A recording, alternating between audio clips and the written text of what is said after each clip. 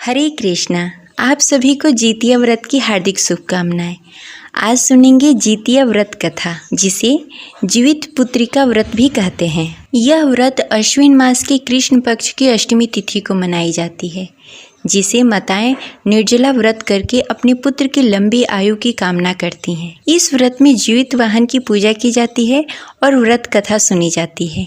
इस व्रत में व्रत कथा सुनना अति आवश्यक होता है, अन्यथा व्रत अधूरा माना जाता है। तो कथा शुरू करने से पहले कमेंट बॉक्स में लिखें जय हरि विष्णु। एक बार नैमिषारण्य के निवासी ऋषियों ने संसार के कल्याणार्थ सूत जी से पूछा, हे सूत जी, कली काल में लोगों के बालक किस तरह दीर्घायु होंगे, सो कहिए। सूत जी बोले, जब द्वापर का अंत और कलयुग का आरंभ था, उसी समय बहुत से शोकाकुल स्त्रियों ने आपस में सलाह की, क्या इस कली में माता के जीवित रहते हुए पुत्र मर जाएंगे। जब वे आपस में कुछ निर्णय नहीं कर सकी, तब गौतम जी के पास पूछने के लिए गईं।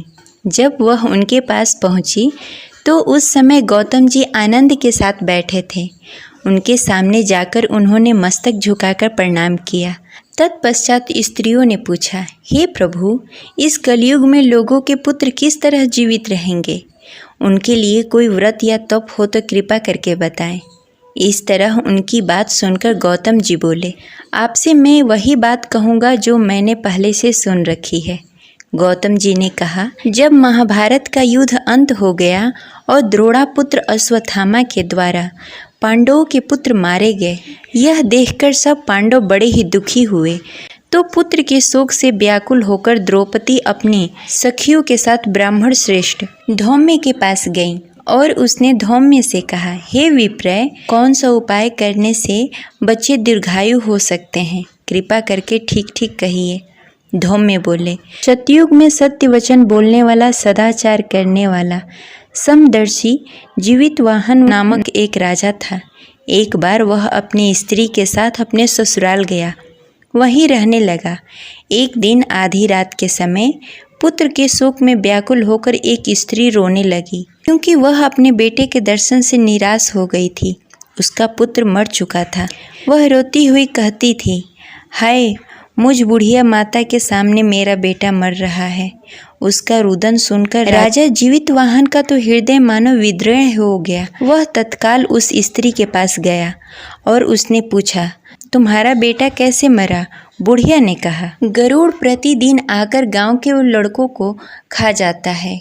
इस पर दयालु राजा ने कहा, माता, अब तुम रोना बंद करो, आनंद से बैठो, मैं तुम्हारे बच्चे को बचाने का यत्न करूँगा। ऐसा कहकर राजा उस स्थान पर गया जहाँ गरुड़ आकर प्रतिदिन मांस खाया करता था। उसी समय गरुड़ भी उस पर टूट पड़ा और राजा के शरीर का मांस खाने लगा। जब अतिशय तेजस्वी गरुड़ ने राजा का बायां अंग खा लिया, तो झट राजा ने अपना दाहिना अंग भी फेरकर गरुड़ के सामने रख दिया। यह देखकर गरुड़ जी ने कहा, देव योनियों में तुम कौन हो? तुम मनुष्य तो नहीं जान पड़ते। अच्छा, अपना जन्म और कुल बताओ। पीड़ा से व्याकुल मन वाले राजा ने कहा, हे पक्षीराज, इस तरह के प्रश्न करना व्यर्थ है। तुम अपनी इच्छा भर मेरा मांस खा लो। यह सुनकर गरुड़ रुक गए और बड़े आदर से राजा के जन्म और कुल की बात पूछने लगे। राजा ने कहा, मेरी माँ का नाम शब्या है और मेरे पिता का नाम शालिवाहन है। सूर्यवंश में मेरा जन्म हुआ और मैं जीवित वाहन मेरा नाम है। राजा की दयालुता देखकर गरुड़ ने कहा, हे महाभाव, तुम्हारे मन में जो अभिलाषा हो वह वर मांगो। राजा ने कहा, हे पक्षीराज, यदि आप मुझे वर देना चाहते हैं, वर दीजिए कि आपने अब तक जिस प्राणियों को खाया है वे सब जीवित हो जाएं। हे स्वामी, अब से आप यहाँ बालकों को न खाएं और कोई ऐसा उपाय करें जहाँ जो उत्पन्न हो वह बहुत दिनों तक जीवित रहे। धौम्य ने कहा कि पक्षीराज गरुड़ राजा को वरदान देकर स्वयं अमृत के लिए नागलोक चले गए। वहाँ से अमृत लाकर उन्होंने उन मरे हुए व्यक्तियों के हड्डियों पर बरसाया। ऐसा करने से सब लोग जीवित हो गए जिनको कि पहले गरुड़ ने खाया था। राजा के त्याग और गरुड़ की कृपा से वहाँ के लोगों का कष्ट दूर हो गया उस समय राजा के शरीर का शोभा दुगना हो गया था। राजा की दयालुता देखकर गरुड़ ने फिर कहा, मैं संसार के कल्याण हेतु एक और वरदान देता हूँ। आज अश्विन कृष्ण सप्तमी से रहित शुभ अष्टमी तिथि है। आज ही तुमने यहाँ की प्रजा को जीवन दान दिया है। हे वत्स, अब से यह दिन ब्रह्म भाव हो गया है, जो मुक्ति भेद और विविध नामों से विख्यात है। वहीं त्रिलोक से पूजित दुर्गा अमृत प्राप्त करने के अर्थ से जीवित पुत्रिका कहलाई है। सो इस तिथि को जो स्त्री उस जीवित पुत्रिका की और कुश की आकृति बनाकर तुम्हारी पूजा करेंगी, तो दिनों दिन उनका सौभाग्य बढ़ेगा और वंश भी बढ़ेगा। हे महाभाव, इस विषय में विचार करने की कोई आवश्यकता नहीं है। हे राजन, सप्तमी से रहित और उदया तिथि की अष्टमी को व्रत करें, यानी सप्तमी विध अष्टमी जिस दिन हो उस दिन व्रत न कर शुद्ध अष्टमी को व्रत करें और नवमी में पारण करें।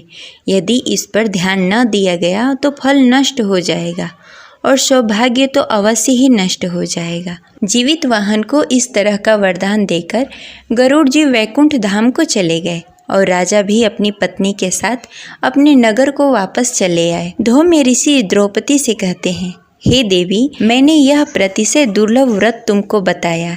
इस व्रत को करने से बच्चे दीर्घायु होते हैं। हे देवी, तुम भी प्रयुक्त विधि से यह व्रत का पालन करो और दुर्गा जी का पूजन करो, तो तुम्हें भी अभिलाषित फल प्राप्त होगा।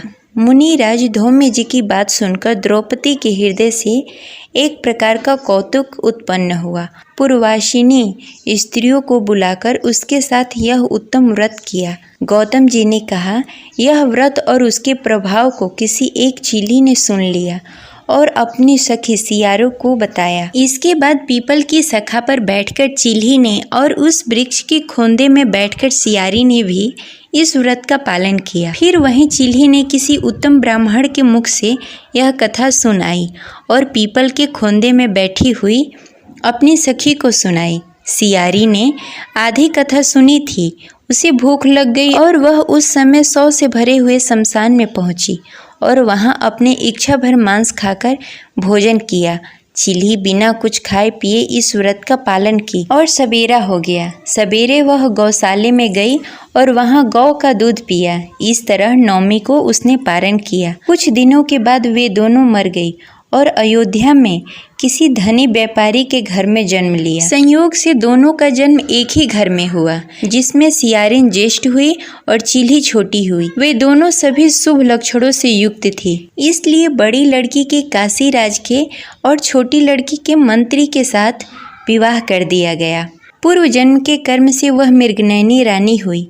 जिस किसी संतान को उत्पन्न करती वह मर जाती थी और पूर्व जन्म की बातों को स्मरण करने वाली मंत्री की पत्नी ने 8 अश्वों के सदृश तेजस्वी 8 बेटों को उत्पन्न किए और सभी जीवित रहे। अपनी बहन की पुत्रों को जीवित देखकर ईर्ष्यावश राजपत्नी ने अपने स्वामी से कहा कि यदि तुम मुझे जीवित देखना चाहते हो तो इस मंत्री के भी पुत्रों को वही जगह भेज दो जहां मेरे बेटे गए हैं, अर्थात इसे मार डालो। यह सुनकर राजा ने उस मंत्री के पुत्रों को मारने के लिए कई प्रकार के उद्योग किए, पर मंत्री की पत्नी ने जीवित पुत्रिका के पुण्य बल से बचा लिया। एक दिन राजा ने अपने आदमियों से उन पुत्रों का सिर कटवाकर पिटारे में रखवाया और वह पिटारा उसकी माता मंत्री की पत्नी के पास भेज दिया, किंतु वे 8 सिर बेशकीमती जवाहरात बन गए और भले चंगे वे 8 लड़के अपनी माता के पास वापस चले आए। उनको जीवित देखकर राजपत्नी को बड़ा ही विस्मय हुआ। अंत में वह मंत्री की पत्नी के पास आई और उसने पूछा, बहन, तुमने कौन सा ऐसा पुण्य किया है जिसके कारण तुम्हारे पुत्रों को बार बार मारने के बाद भी वह मरते नहीं? इस पर मंत्री की पत्नी ने कहा, पूर्व जन्म में मैं चील्ही थी और तुम सियारिन, दोनों ने व्रत किया था।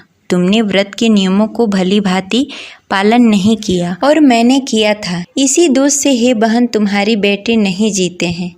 वो राजरानी, अब भी तुम इस जीवित पुत्री का व्रत को करो तो तुम्हारे बेटे दीर्घायु होंगे। मैं तुमसे सच सच कहती हूँ। मंत्री की पत्नी के कहे अनुसार रानी ने व्रत किया।